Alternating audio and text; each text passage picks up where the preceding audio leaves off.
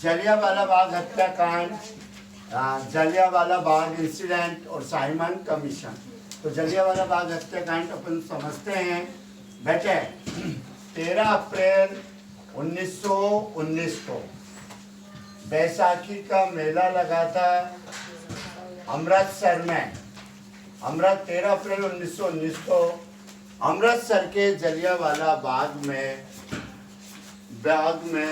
बैसाखी का मेला लगा था। कुछ लोग वहां पर रोलेट एक्ट का विरोध करने के लिए इकट्ठा हुए थे। उन मासूमों को, उन इनोसेंट लोगों को मार्शल लॉ के बारे में कोई जानकारी नहीं थी और वे जलियांवाला बाग में बहुत सारी भीड़ इकट्ठी हो जाती है।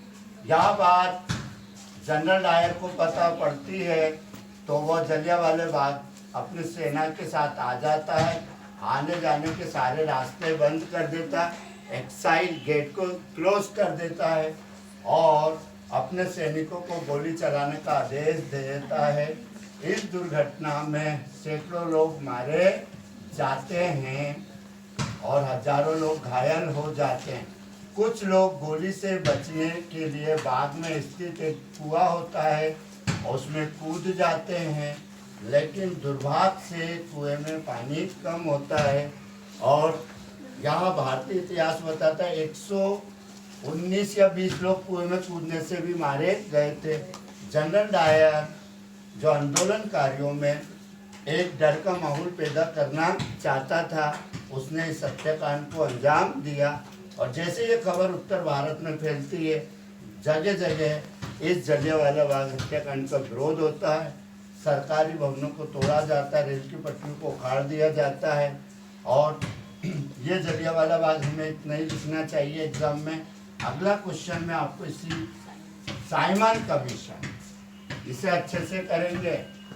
1919 के इंडियन एक्ट में, भारतीय एक्ट कानून में परिवर्तन प्लस सुझाव के लिए अंग्रेजों ने एक कमीशन बनाया जिसके अध्यक्ष जॉर्ज साइमन थे। इसी के नाम पर इस कमीशन का नाम बच्चों साइमन कमीशन पड़ा। ये कमीशन में 7 सदस्य थे और 7 सदस्य अंग्रेज थे।